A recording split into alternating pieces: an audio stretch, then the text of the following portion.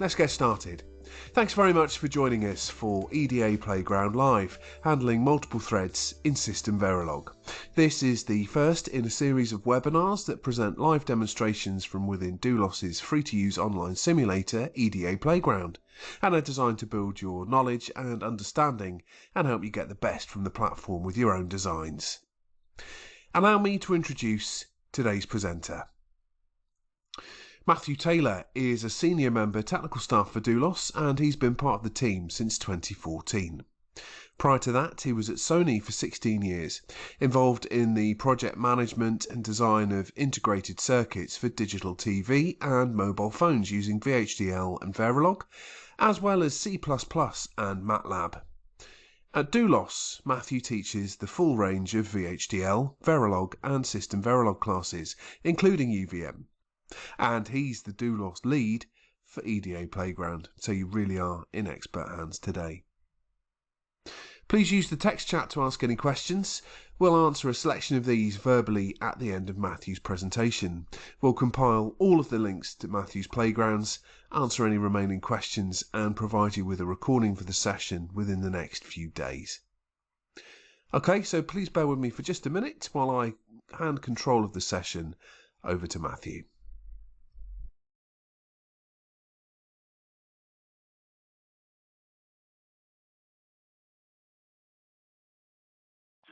Good morning. Welcome. Hello. My name's Matthew Taylor, as Dave has just said. Welcome to Handling Multiple Threads in SystemVerilog, our first EDA Playground live webinar. So this is a little bit different to webinars you may well have attended before, though of course welcome if this is the first webinar that Doulos webinar that you've attended.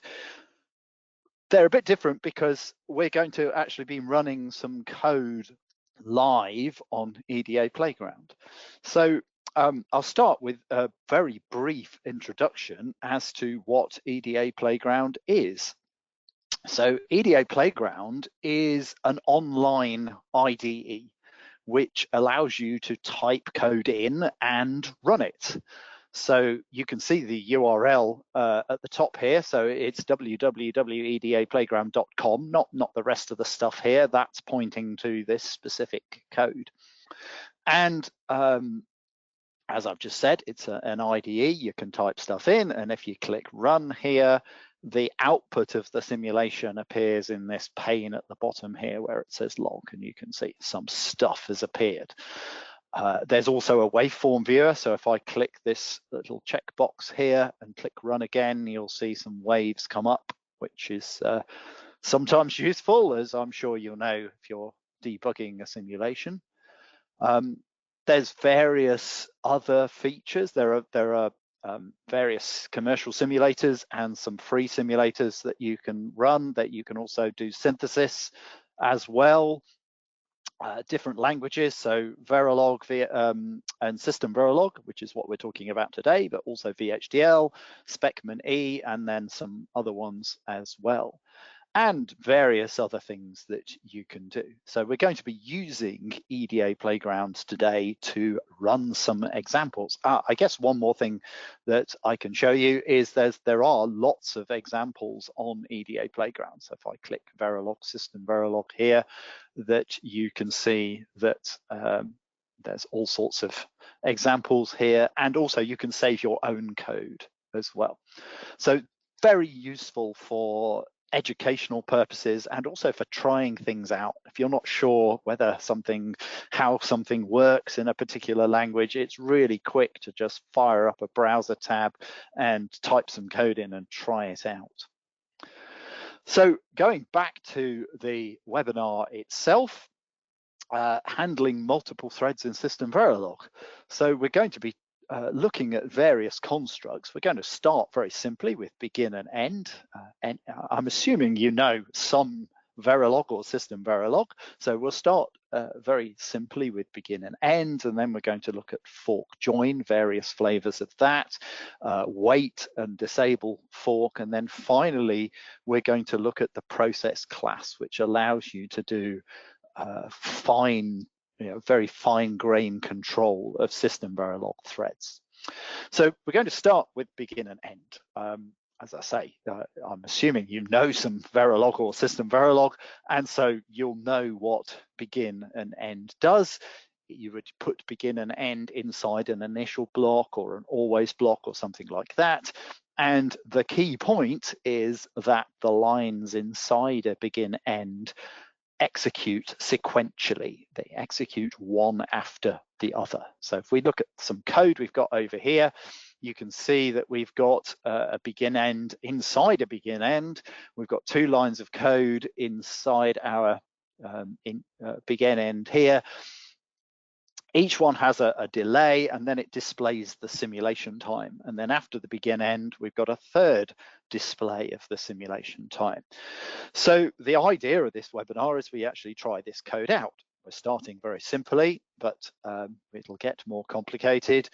So I'm going to click on the link here, and we can go to EDA Playground and actually run this code and see what it does. So the idea is for you now to have a think and try and predict what 3 times are going to get printed out when I run this code in a few seconds time. So we've got a delay of 1, print the time, delay of 2, print the time, and then print the time again. So let's have a look. So if I click run here, and we're going to get 3 times printed out in the bottom, and we get 133. Yeah, hopefully that's what you predicted. So we get a delay of 1, and so it prints out the time, 1. A delay of 2, so 1 plus 2 is 3. It prints out the time again, and then it prints out the time again with no delay. So as I say, pretty simple stuff to start with. Hopefully that's what you predicted. Going back to our slideshow, the next slide is fork join, and this may already be new for a lot of people watching this webinar. So when I teach SystemVerilog, even though this is just Verilog, most people I teach are not familiar with fork join. So what is fork join? What's the difference between fork join and begin end? And the answer is that, as it says there, the lines of code inside a fork join are executed concurrently. They're executed at the same time. So if we look at our example on the right here, you can see we have fork join, and we've got exactly the same code apart from that. So we delay of 1 and a delay of 2, print out the time. But these 2 lines of code are executed concurrently. Then there's another line of code after the fork join, or after the join specifically, and that also prints out the time. And the key point about the fork join is any code after the fork join is not executed until all of the code inside the fork join has completed. So now you have enough knowledge to work out what 3 times are going to get printed here. So what we will do is go over to EDA Playground again and have a look and see what happens. So I've got it zoomed in as far as it will go. You can zoom out, be more useful if it were zoomed out, but obviously you need to be able to see the code. So I'm going to click run again. Hopefully you've had long enough now to have a think about what 3 times are going to get displayed. So let's have a look. So we get 1, 2, 2 this time. So line 7 prints out 1 after a delay of 1, but line 8 prints out 2 because the delay of 2 started at the same time as the delay of 1. And so that prints out 2. And then, as I said, line 10 doesn't get executed until line 7 and 8 have finished. And so line 10 prints out a delay of 2 as well. So going back to our slide here, we now move on to another flavor of fork join. This was introduced into SystemVerilog. So if you only know Verilog, you might not be familiar with this, even if you're familiar with fork join. And the difference between fork join and fork join none is that the lines of code after the join none don't block at all. They don't wait at all. They start executing immediately. So this line here is going to execute at the same time as the lines of code inside the fork join none. If we had another line after this last line here, then that would display, sorry, that would execute sequentially. So because this line of code here is inside a begin end, but the two lines of code inside the fork join none execute concurrently. So again, you need to have a think about what 3 times are going to get displayed. So if we have a look at that again and run it again, and hopefully you will predict correctly. Let's have a look. So this time we get 0, 1, 2. And the line that's printing out 0 is line 9 here. So that is actually completing first. All 3 lines, 6, 7, and 9, start executing at the same time, but it's actually line 9 that finishes first. And so that prints out time 0, and then line 6 prints out time 1, and line 7 prints out time 2. We have one more flavor of fork join to talk about, which is fork join any. And fork join any, the line of code after the join any executes as soon as one of the lines of code inside the fork join any completes. So again, armed with that knowledge, can you predict what 3 times are going to get printed out? So if we have a look again, here's the same code, and I'll click run again, see if you're right. No reason why you shouldn't be, of course. So this time we get 1, 1, 2. Why is that? Well, after a delay of 1, then line 6 executes and displays the time of 1. Then, sorry, I need to be very careful with my language. Line 6 completes. Line 6 and 7 started executing at the same time, but of course line 6 finishes before line 7. So line 6 finishes, and then because line 6 is finished, line 9 starts executing and then finishes immediately because there's no delay. So that prints out the time, which is also 1. And then finally line 7 completes and finishes and prints out 2. So all of these lines of code in the fork join, every initial block, every always block, every final block, SystemVerilog treats those, or these are implemented as separate threads, and the jargon for that is a process. So SystemVerilog calls those processes, and so does Verilog. Don't get confused with VHDL processes if you know VHDL. So every assign statement, every initial block, always block, final block, every parallel statement inside a fork join is what constitutes a process. These are all processes, and the key point is that they all execute concurrently. And a SystemVerilog simulation is a network of all of these processes executing concurrently. And there are 2 kinds of processes. There's static processes and dynamic processes. So static processes are created at time 0, at compile time, if you like, and they either exist or they don't. So all of the initial blocks, always blocks, and so on, they are all static processes, whereas dynamic processes are inside fork join none, and so on, and they are not created at time 0. They're created when that fork join is reached. And dynamic processes, as we'll see at the end of this webinar, can be started and stopped and destroyed and so on. So there's also a wait fork command statement. And what wait fork does is it waits for all of the child threads to finish. So if you look at the code on the slide, you can see we have a fork join none here, and then after the fork join none, we have wait fork. And in this block of code, the wait fork effectively turns the join none back into a join.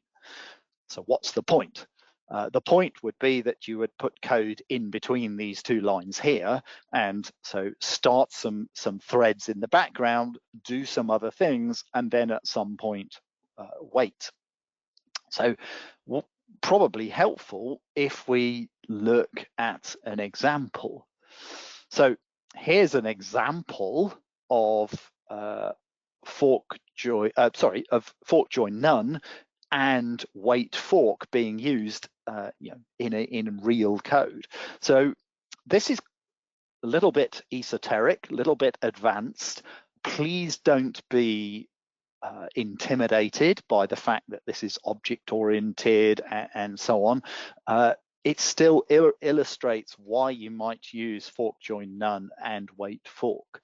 So we've got some task here called run, and the first thing is that the run task is run in a bunch of other objects.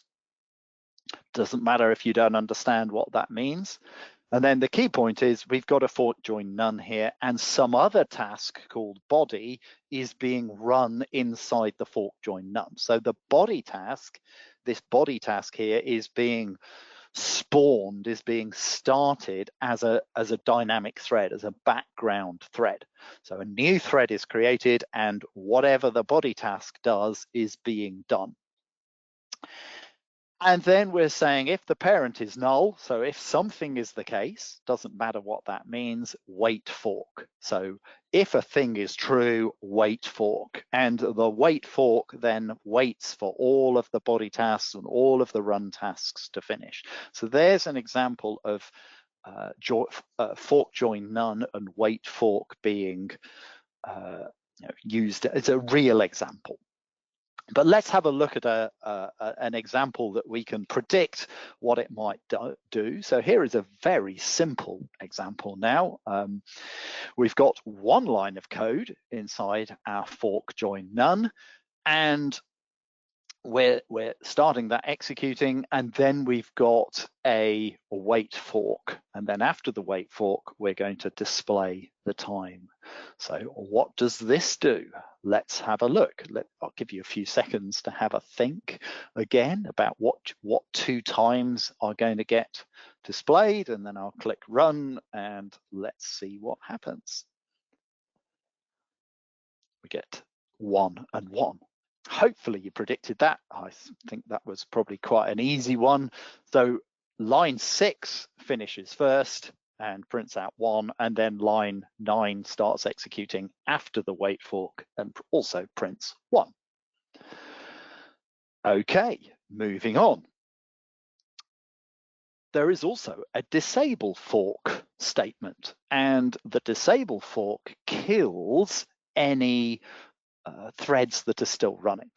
And disable fork is particularly useful with join any, as we will see in a minute. So wait fork is really useful with fork join none, and disable fork is useful with fork join any. And again, here is a real example of fork join any disable fork, and this is in UVM. So UVM is a way of using SystemVerilog to do verification. It's a so-called methodology, and we've got 2 lines of code here in our fork join any, and the first line of code is starting a sequence running. Doesn't matter what that means. It's generating inputs to the designer to test. And the second line of code is waiting a long time and then killing the sequence.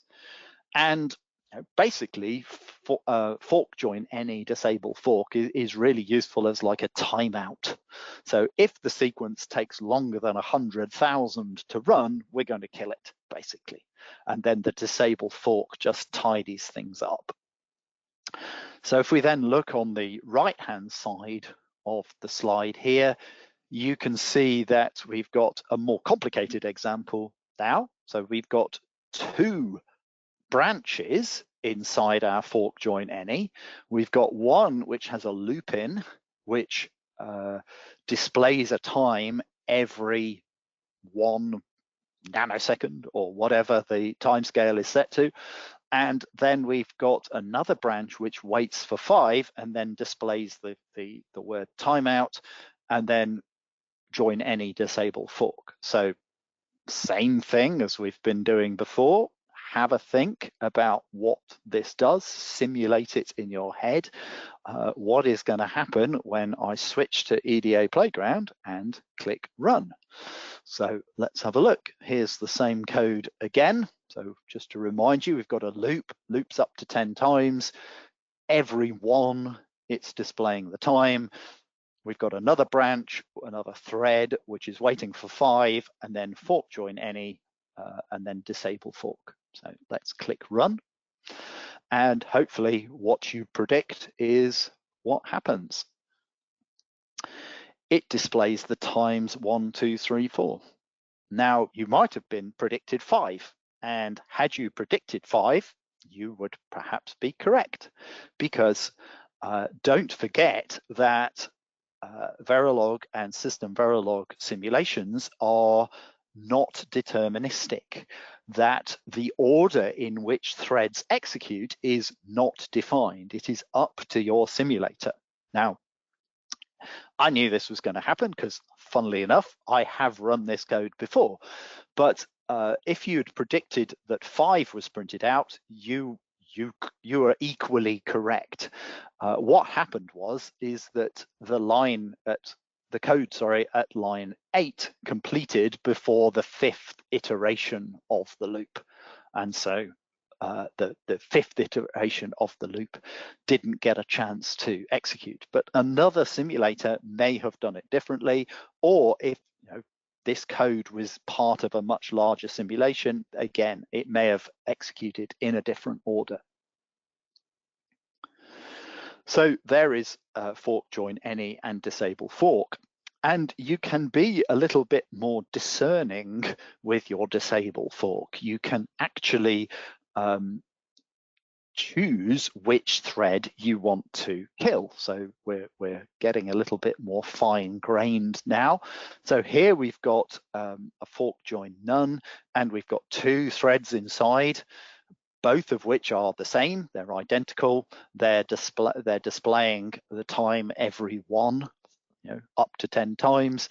But we've added some labels. So this one is F1, this one is F2. And then after the join none, just like on the previous example, we're waiting for 5, but this time we're just disabling 1 of the threads. And if you want to find out more about labeling and that kind of thing, we're going to be talking about that in a future EDA Playground live webinar. So back to the example. Give you a few seconds to think about what you think might happen here.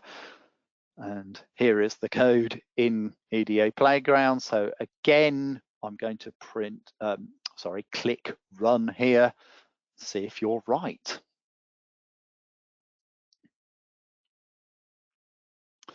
So a little bit more complicated. So we have to dive in and look in detail. So both loops, F1 and F2, have printed 1. They've both printed 2. They've both printed 3. They've both printed 4. But only F2 has gone on 5, 6, 7, 8, 9, 10. And so hopefully that's what you printed. Why did loop F1 stop? Well, because we disabled it, basically.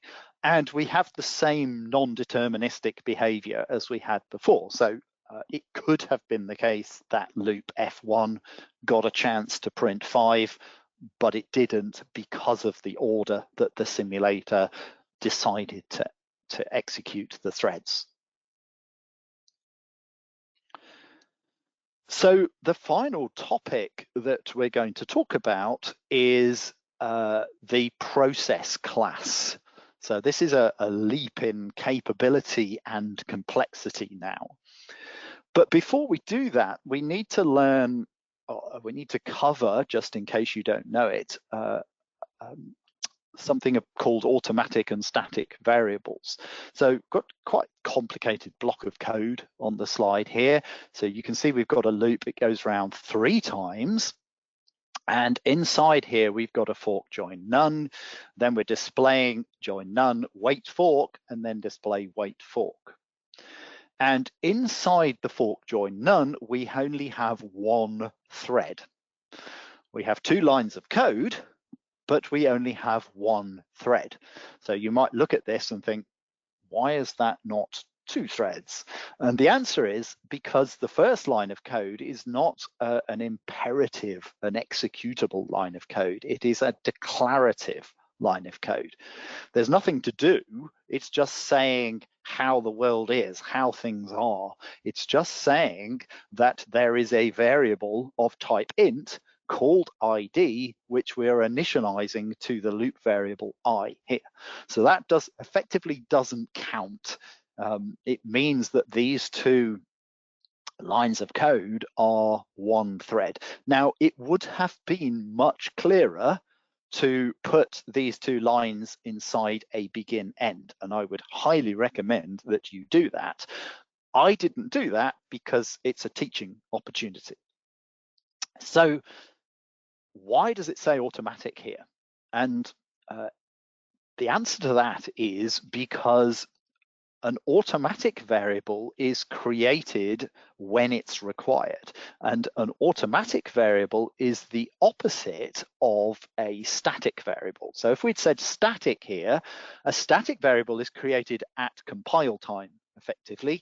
And if the variable was static, given that this is a dynamic thread, the variable there would just be 1 copy of the variable. But because the variable is automatic, each thread has its own copy of the variable because the variable was created when it was required. So if you want multiple threads to have their own copy of a variable, you need to declare that variable as having an automatic lifetime. So this keyword automatic here is absolutely essential.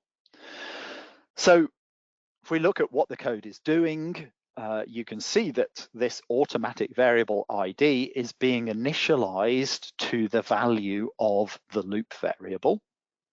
And then the executable line of code is printing out the value of this variable ID and the loop variable. And then we're saying join none, and then wait fork and fork join, and so on. So same thing, let's try and predict what is going to happen here. So if we switch over to EDA Playground again, give you a couple of seconds to try and predict what is going to happen. Click run here and see what actually does happen. So here we are. We get 3 rows of stuff printed out. Hopefully that was easy to predict. We get the keyword join none and wait fork. So the first thing that happens is that join none gets printed out. And the reason why join none gets printed out first is because of a reason which I didn't tell you. Sorry. So if you weren't sure when join none would get printed, I'm sorry, I didn't give you the information there.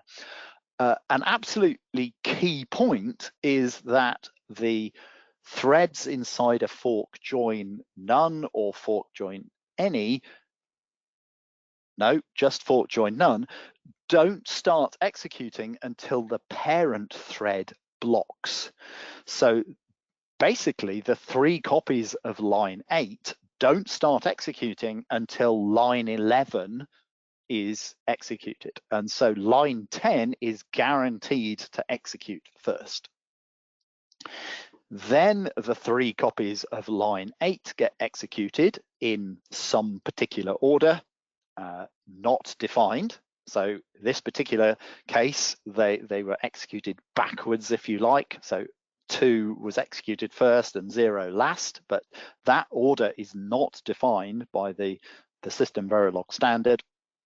And then definitely the last thing that would happen is that line 12 gets executed. So the message wait fork is always going to be last, because line 12 is not going to execute until line 11 unblocks, and line 11 is not going to unblock until all of the line 8s have finished.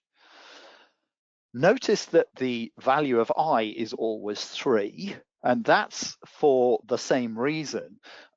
It's because the threads don't start until the parent thread blocks. And so by the time the thread starts, the loop variable has got to 3. Whereas each thread has a different value of ID, because that was initialized to the value that the loop variable had when the line of code was, when the variable was declared. So a little bit more complicated there, well, a lot more complicated probably. We're nearly there. The next thing that we need to talk about is this process class. So you might not know what a class is. A class is a fancy struct. If you don't know what a struct is, then it's a variable that has different stuff inside it.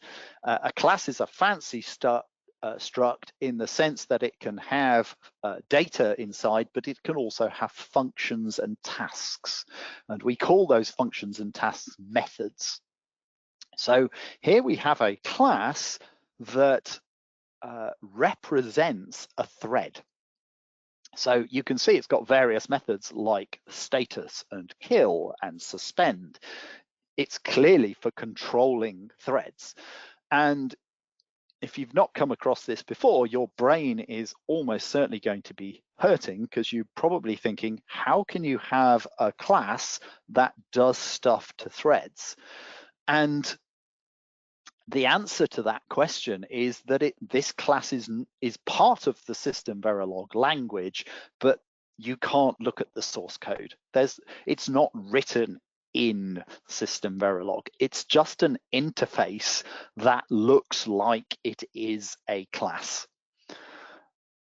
And the actual class is inside a package called std, but you can't look at the source code. As I've just said, you can't extend it.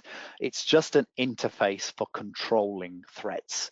So you can do all of these things to threads. And so how this works is probably best illustrated by our final example. So here's our final example here, where we've got similar code to what you've just seen earlier, but wrapped up in some more fancy stuff. So here we've got an array of 10 process objects. And so we've got 10 process classes. Why 10? Because we're going to be dealing with 10 threads. Then we've got a for loop here with a fork join none inside.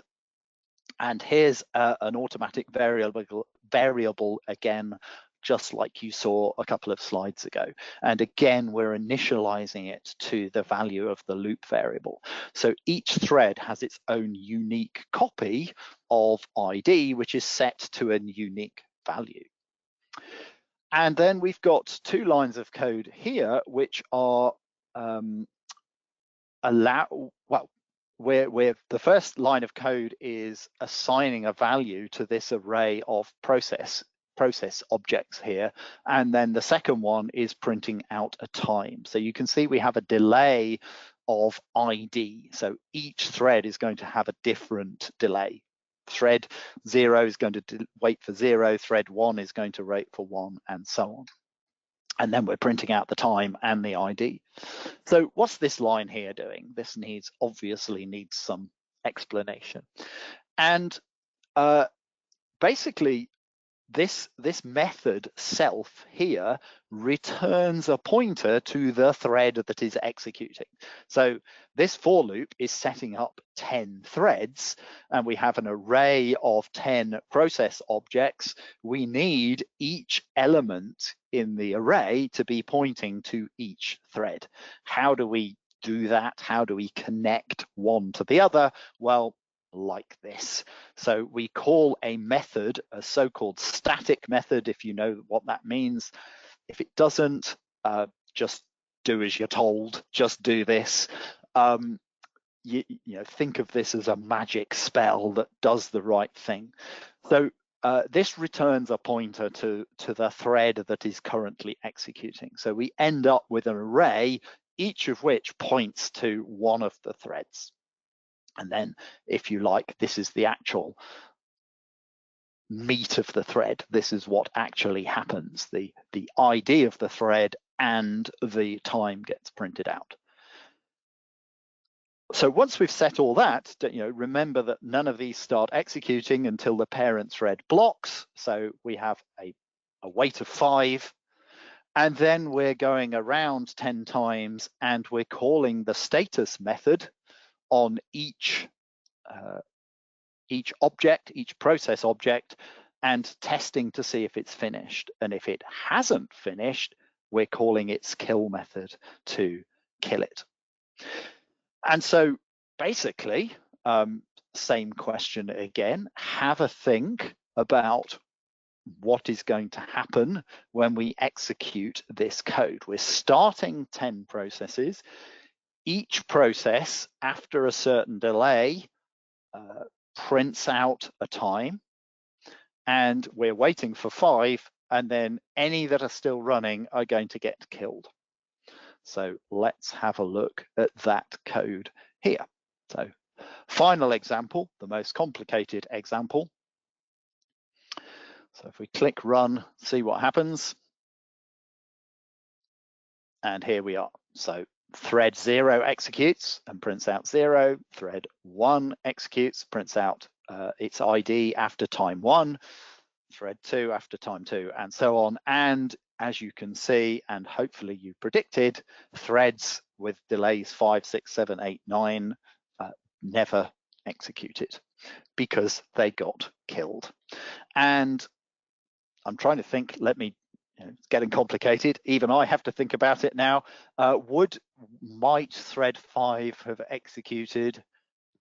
Yes, I think so. I think we have the same ambiguity here, the same non-deterministic behavior. So could have been the case that thread 5 got a chance, but it didn't on this particular simulation.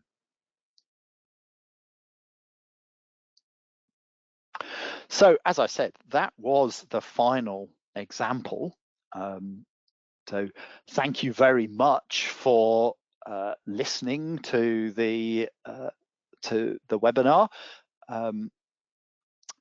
We're going to go over, and I've seen lots of questions appearing in the question box, and so I will be having a look at those. I can't tell how many there are because it's a small box and I can only see 2, but I'm sure there's more than that because they've been scrolling past, and I will make the box bigger so I can see more questions.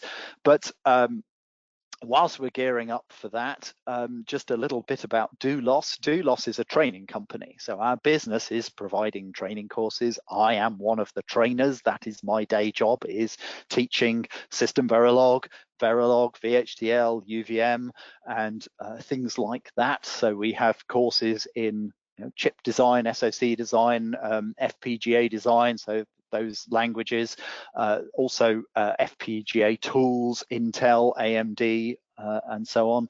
I think Intel are calling themselves Altera again, so Altera. We also do embedded software and ARM as well, so you can see lots of subjects, lots of things there, and also Python and AI and machine learning. And the material that I've been showing you today, the topics we've been talking about today, are on our SystemVerilog course. So we have a course called Comprehensive SystemVerilog, which we can teach online. We also teach it in person as well. And you know, the topics we've talked about are covered, and of course, lots and lots of other topics as well. And you can see some dates there. So if you're interested, please go to our website, www.doulos.com. CSVOL is the precise link, but I'm sure if you just go to the front page, it will be easy to find all sorts of stuff about our training. So I'm just going to hand you back to Dave while I look at the questions.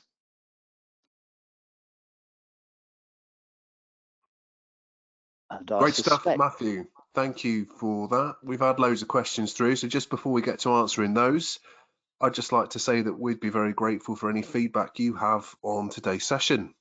Please use the exit button on the GoToWebinar interface when you leave and complete the survey.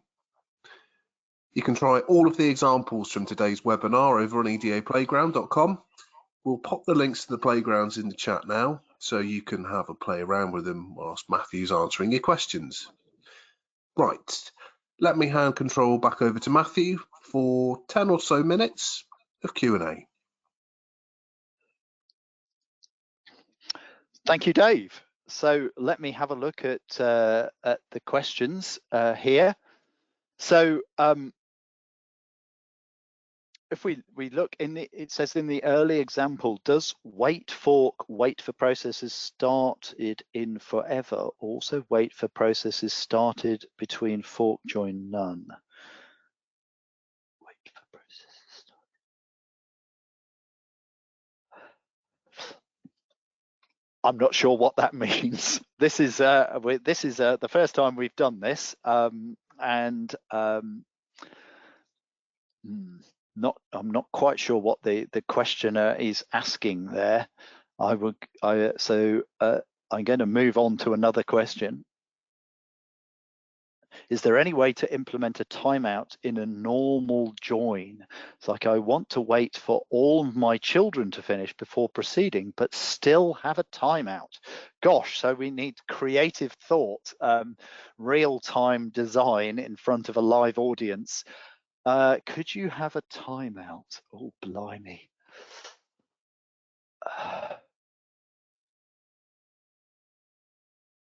I guess you're asking this because you want to do it in Verilog rather than SystemVerilog, because fork join any, that's the way to do a timeout. But that's only available in SystemVerilog. I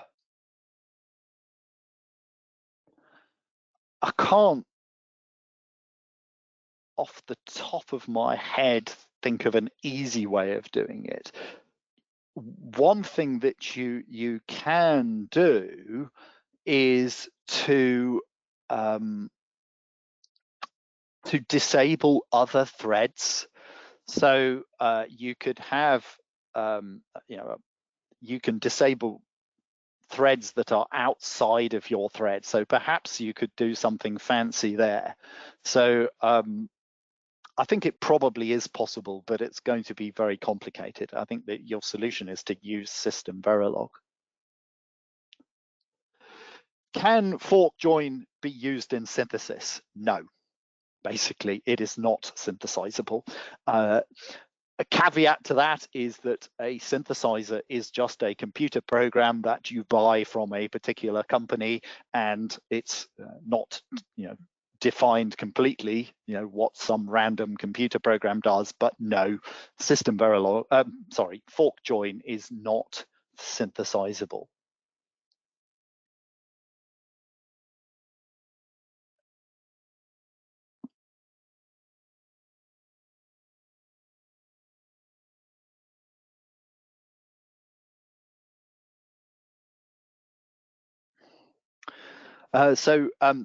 So why is ID equals 2 printed first instead of ID equals 0? So if I go back to the code, I think that the questioner is asking about this slide here.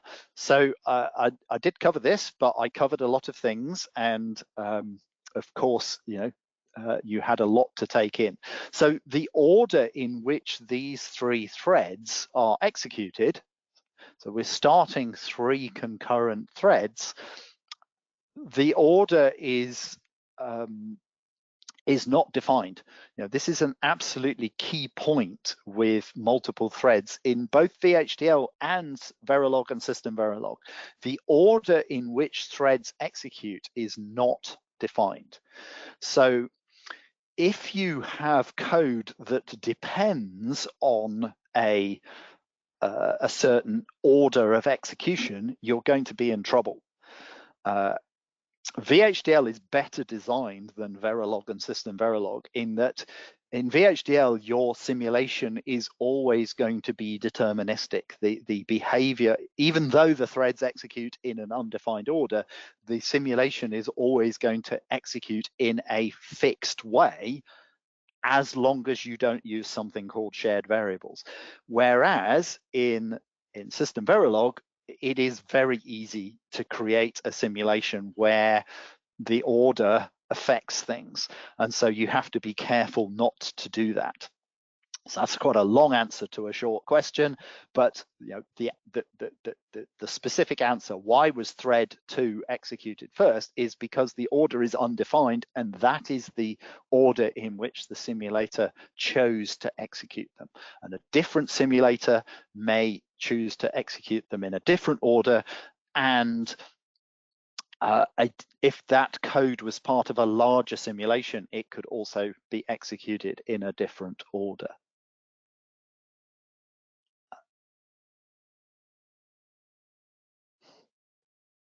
So someone was asking what hardware was synthesized, but I've answered that. You cannot synthesize fork join. It is only for verification, but it is really useful. It's useful particularly if you're using classes in your test bench. So you perhaps notice that the answer that I get, the example I gave you to using fork join none was based on classes, because it's particularly useful for classes.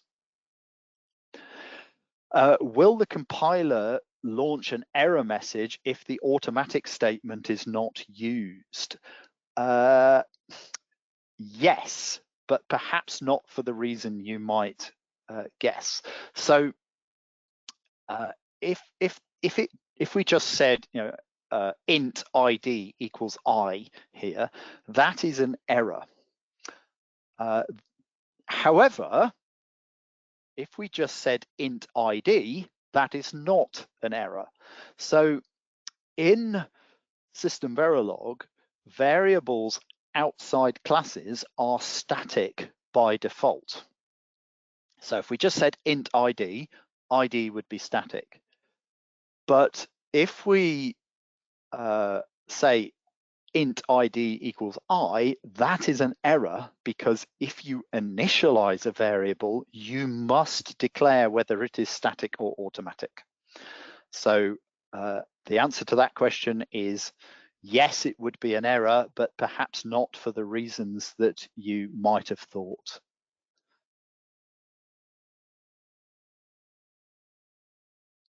So in the process control example, would it give the same result when using I instead of ID as the jobs array index and delay for the display? And no, it wouldn't. So if we go back to this slide again, this is obviously lots of questions on this slide. No, it must have been this slide. Yes, I did put something in a comment here, but I didn't talk about it when I didn't highlight it. So we can't say jobs I here. We have to say jobs ID. And the reason is because, remember, the threads don't start until the parent thread blocks. And by the time the parent thread blocks, the value of I is 10. And so it's just not going to work, because we're going to assign this value process : self to element 10 of our array, and that's out of range of the array, which is not good. And of course, we want to assign values to 10 different elements. So you have to say jobs ID, not jobs I. If you assign out of range to an array in SystemVerilog, it's not a catastrophe like it is in other languages like C, for example. Your simulation doesn't crash, but nevertheless, it's not going to work properly.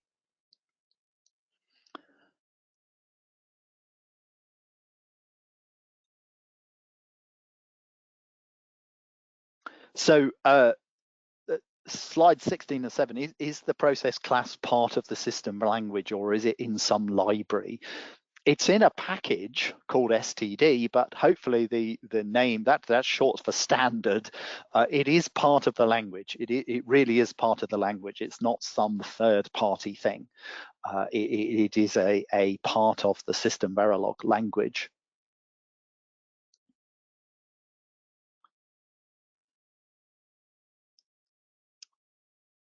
So can I give more examples for fork, join, disable, and wait? Yes. So here's another example. Suppose you were doing a high-level model of a CPU. So you wanted some code that usually did a thing, output some stuff, but you also needed to model exceptions like resetting and interrupts. This kind of code can be used for that. So if you are designing a synthesizable model of a CPU, then all of that kind of behavior would be just part of the design. But if you want some high level model of a CPU, you need to be able to model the fact that the CPU can be interrupted or reset or perhaps do multiple things at once, whilst you're not making it out of flip-flops and things like that. You're making it out of just ordinary lines of code. So it's useful for modeling anything, writing high-level models in your test bench of things that can do multiple things at once.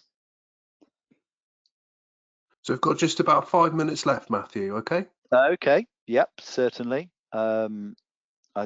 We do get the same questions multiple times, so I'm filtering through. So if your question wasn't answered specifically, I think it's probably because I've seen a similar question.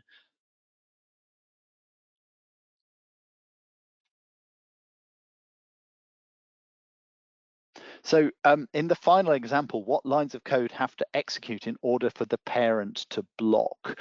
So a block is any kind of wait. So here we've got a #5, that's a waiting, and so the parent thread is blocked. So the parent thread is the between this begin and end here. So remember I said right at the beginning of the webinar that lines of code between begin and end are executed sequentially. So the first thing that happens is this for loop happens, and inside the for loop we have a fork join none. So because all of this code is inside the fork join none, that all sets up a bunch of dynamic background, if you like, threads. And then the second thing that happens is this #5, and that is a blocking statement that requires the thread to pause and to wait, and so that's a blocking statement. So if we just said something like display here, that's not blocking. That doesn't take any simulation time, so that wouldn't cause the threads to start. #0 would. We could say #0 here. That would cause the threads to start. Wait fork, obviously wait is a blocking thing as well. Could I elaborate more about the non-determinism? Hopefully I have by now, because I've answered a few similar questions on that.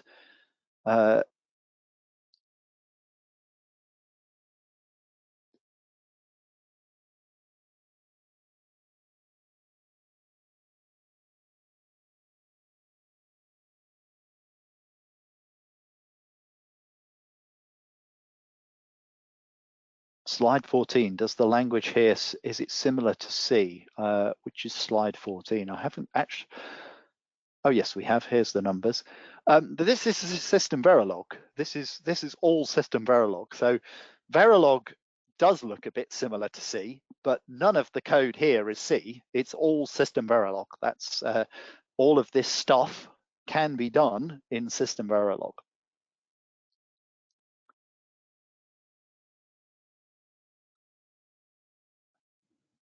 So in which situations would the STD process class be beneficial? On the surface, it looks like I should be able to use the SystemVerilog keywords in most cases.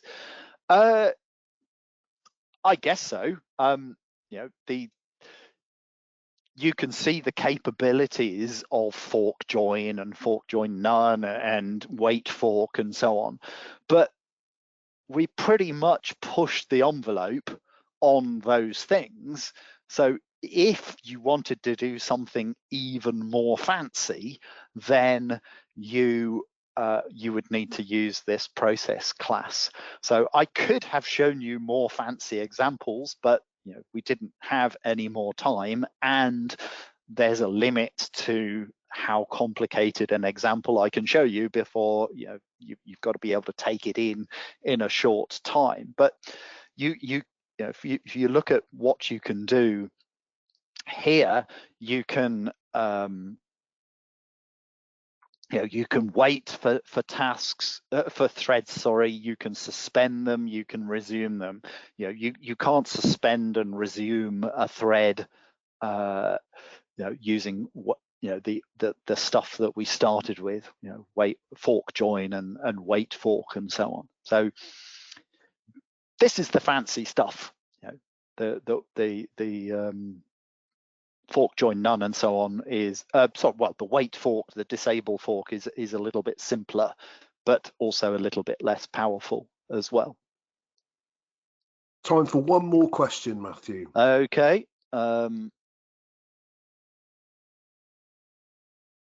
when static variables are preferred instead of automatic ones, so the distinction static automatic is called the lifetime, and that's a really good name because a static variable is created effectively at compile time, and so it always exists, whereas an automatic variable is created when it's needed at runtime and then destroyed.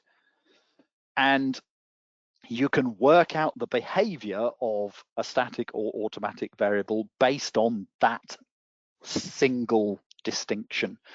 So in our example here, where we had this loop, we needed an automatic variable for each thread, and the threads were not created until runtime because it's a dynamic thread. And so if we'd said static here, that just would not have worked because we're trying to create the variable for the thread before the thread exists. And so static is what we needed here. So that's the final final question. So I'll hand you back to Dave to say cheerio. Excellent stuff. Thank you so much for that, Matthew.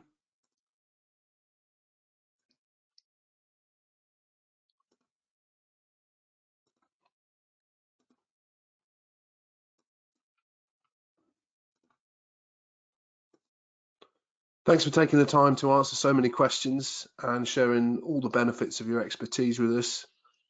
Once again, can we please ask you to use the exit button when you do go to leave today and complete our survey? All your feedback is very much appreciated. If we didn't get round to answering your question, we'll take it offline and compile it in a Q&A log, which will send you along with a link to the recording of the session and links to all the playgrounds that we've used today within the next few days. So once again, thanks for attending today for the first in the series, and we hope to see you again next time. Bye for now.